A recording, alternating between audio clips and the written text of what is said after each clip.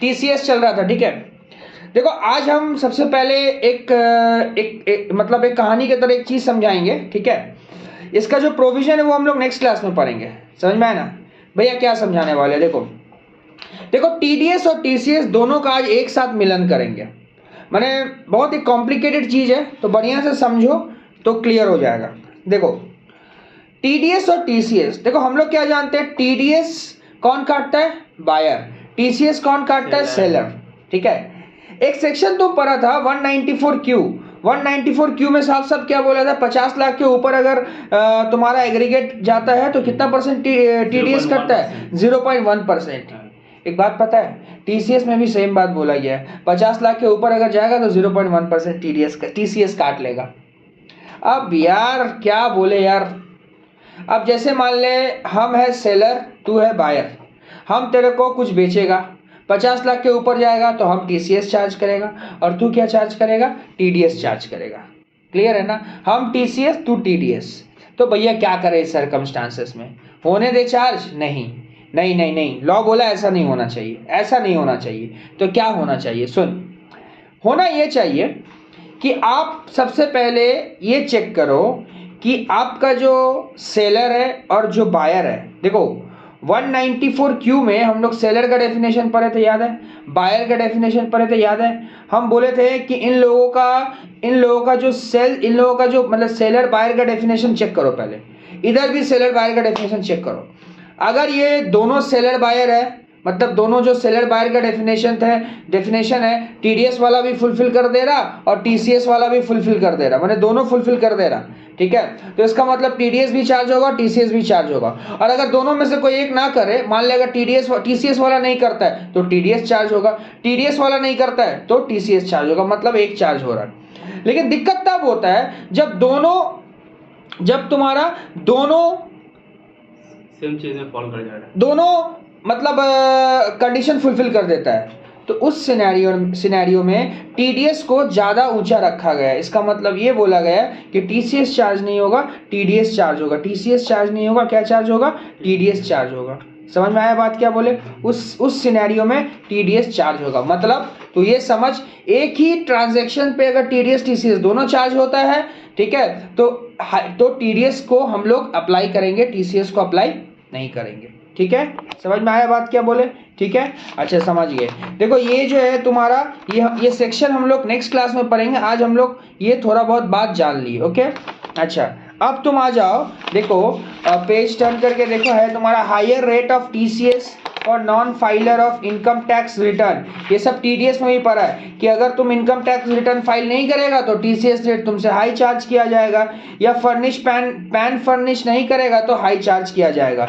तो ये तुम्हारा 206 CCA में है और 206 CC में है। भैया दो सेक्शन क्यों, क्योंकि इनकम टैक्स फाइल रिटर्न नहीं करने के लिए एक सेक्शन लगेगा और पैन नहीं देने के लिए एक सेक्शन लगेगा। ये सब टीडीएस में ही पढ़ा है, टीडीएस में पढ़ा है ना, पैन नहीं देने के लिए 20% और फिनांस एक्ट में जो हायर होगा वो यहाँ भी हम लोग पढ़ेंगे। मतलब टीसीएस में भी भैया पैन नंबर लगता है, ऑफकोर्स पैन नंबर देना पड़ता है। आओ देखो क्या लिखा हुआ है, section 206 CCA requires tax to be collected under the provision of this chapter or any sum or amount received by a person collective for a specified person at a higher rate। अच्छा यहाँ पर हम लोग देखो seller charge करता है buyer के ऊपर में, इसका मतलब पैन नंबर किसका रहना चाहिए, बायर का, ठीक है। और नहीं है तो क्या होगा, जो भी रेट स्पेसिफाइड है वो डबल हो जाएगा और 5% दोनों में जो हायर होगा वो लिया जाएगा।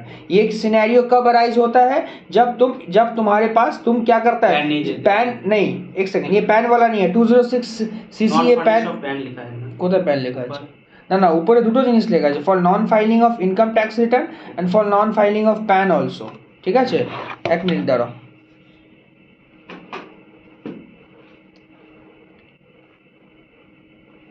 এটা আছে যেটা আইটিআর ফাইল না করলে, প্রথমে যেটা পড়লাম twice rate prescribed in the act और 5% में जो हायर होगा वो, ये दोनों में जो हायर होगा वो तुम चार्ज तब करेगा যখন তুমি যা टीसीएस काटছো वो अगर तुम्हारा इनकम टैक्स रिटर्न फाइल ना करे तो नहीं करे। क्लियर हो गया, समझ में आ गया।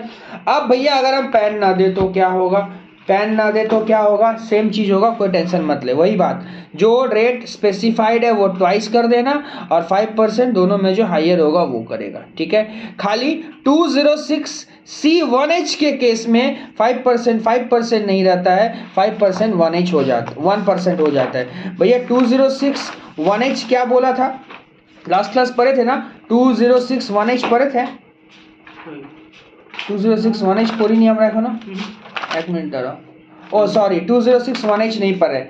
ये क्या है 206 कौन सा सेक्शन है, ये हम तुमको कल पढ़ाएंगे। अभी जो हम स्टार्टिंग में बताया ना, एक ही ट्रांजैक्शन के ऊपर में TDS और TCS दोनों चार्ज होता है, वो 194 की बोले चला 194Q 194Q और 206 इस दोनों का कॉम्बिनेशन है। मतलब 194Q भी बोला है कि आप कितना परसेंट TDS चार्ज करिएगा, 0.1%, ठीक है। और 206C1H भी बोलता है कि आप कितना परसेंट चार्ज करिएगा, ठीक है, 0.1%। तो उस सिनेरियो में हम लोग जो है 206 के लिए 1% ले लेंगे। कितना परसेंट ले लेंगे, 1%। तो ये हम लोग कल पढ़ेंगे। तो बस इतना याद रखना कि अगर ITR फाइल नहीं करता है तो जो रेट प्रेस्क्राइब किया गया वो और उसका ट्वाइस कर देना और 5% में जो हायर हो वो, और पैन नहीं देने से सेम ट्वाइस रेट प्रेस्क्राइब और 5% जो हायर होगा 5% और 5% जो हायर होगा वो ले लेना, ठीक है। खाली 206 के लिए 1% ले लेगा। समझ में आया बात क्या बोले, क्लियर है यहाँ तक। अच्छा, इसका बाद हम तुमको फिर यहाँ बताते हैं the provision of 206CC does not apply to non resident. हाँ, ये सब TDS में भी हम लोग पढ़े थे, ठीक है। TDS नॉन रेसिडेंट के ऊपर में नहीं, पैन मत मांगना, तो यहाँ भी वही बोल रहा 206CC। भैया 206CC क्या है, देखो 206CCA है। अगर तुम इनकम टैक्स रिटर्न फाइल नहीं करता है तो तुम्हारे ऊपर में क्या होगा, और 206CC है अगर तुम पैन नहीं देता है तो TCS में क्या होगा, समझ में है ना। CCA है इनकम टैक्स रिटर्न फाइल नहीं करने से, और CC है अगर तुम पैन नहीं देता है तो। उसीलिए बोला है कि 206CC मतलब पैन देने वाला प्रोविजन जो है वो अप्लाई नहीं होता है नॉन रेसिडेंट के ऊपर में, वो अप्लाई नहीं होता है नॉन रेसिडेंट के ऊपर में। समझ में आया बात क्या बोले। It may be noted that where the section 206CC is applicable to a person paying any sum amount or which tax is collected who have not furnished PAN, 206CA is applicable to a specified person who have failed to file return। हाँ, of course, अगर तुम pan नहीं दिया है और अगर तुम pan नहीं दिया है तो तुम्हारे ऊपर हो सकता है 206CCA लगे, लेकिन उसके लिए तुमको स्पेसिफाइड पर्सन होना पड़ेगा। क्या होना पड़ेगा, अब स्पेसिफाइड पर्सन का डेफिनेशन में आओ, person who has not filed the return of income tax both the two assessment year. TDS में भी यही चीज था कि नहीं था, बोलो था कि नहीं। तुम लास्ट दो असेसमेंट ईयर का रिटर्न फाइल नहीं किया है immediately prior to the previous year in which tax is required to be collected, for which the time limit of filing return जो है 139(1) में, जो भी हम लोग पढ़ रहे हैं, एक्सपायर कर चुका है। Aggregate tax deducted and TCS दोनों, TDS TCS मिला के दोनों 50,000 और ज्यादा है, और तुमने रिटर्न फाइल नहीं किया है। अगर तुमने रिटर्न फाइल नहीं किया है तुम स्पेसिफाइड पर्सन में आएगा, और स्पेसिफाइड पर्सन में आएगा तो तुम्हारे ऊपर में 206CC एप्लीकेबल होगा।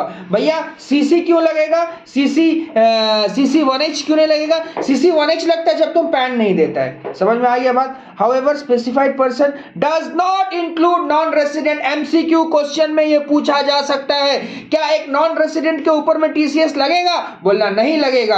क्यों नहीं लगेगा, अगर ट्रू फॉल्स में पूछता है कि नॉन रेसिडेंट के ऊपर में TCS चार्ज होगा, यस और नो, तो लिखना नो, और उसके साथ ये भी लिख देना कि non resident is not covered under the definition of specified person, that's why TCS is not charge.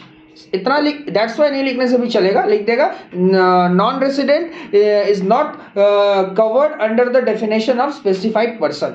समझ में आया बात क्या बोले। तो ये अपना आज का हम लोग का क्लास था, ठीक है। कुछ नहीं था, बहुत सिंपल सा क्लास था। हम तुमको आज यही सिखाएं कि अगर अगर तुम्हारा जो TCS चार्ज होगा, तुम पैन नहीं देगा, ITR नहीं देगा तो क्या होगा भैया। उससे पहले जो बताए थे वो कुछ नहीं ऐसे ही बताए थे, देखो वो कल पढ़ाएंगे, वो कल का वीडियो में वो यही बताए थे, एक ही ट्रांजैक्शन पे TDS TCS दोनों लगेगा। तो तुम कंडीशन देखना, बायर सेलर का कंडीशन अगर दोनों फुलफिल करता है तो अगर कोई एक फेल कर जाता है, कोई एक फेल कर जाता है तो जहां फेल होता है और जो फुलफिल कर देता है वो ठोक देना। लेकिन भैया अगर दोनों फुलफिल कर देता है तो TDS वाला लेना। ये सब प्रैक्टिकल लाइफ के लिए बहुत इंपॉर्टेंट है। तुम आर्टिकलशिप में जाओगे एक ही ट्रांजैक्शन के ऊपर में, अब देखो ये सब चीज जो पढ़ाई करता है प्रोफेशनल उसी को पता रहता है कि TDS TCS एक ही ट्रांजैक्शन पे नहीं लगना चाहिए, हायर होगा। जो अकाउंटेंट लोग बैठा रहता है ना वो लोग तो ठोक देगा। तुम्हारा काम है, ऑडिटर का काम है, तुम जाके चेक करो एक ही ट्रांजैक्शन पे नहीं लग सकता है, 194Q और 206(1H) नहीं लग सकता है। तो हमको देखना पड़ेगा, अगर कंडीशन फुलफिल कर देता है डेफिनेशंस वगैरह का बायर सेलर का, तो जो हायर रहेगा वो लगवाएंगे, मैंने TDS लगवा देंगे। क्लियर है, चलो ठीक है।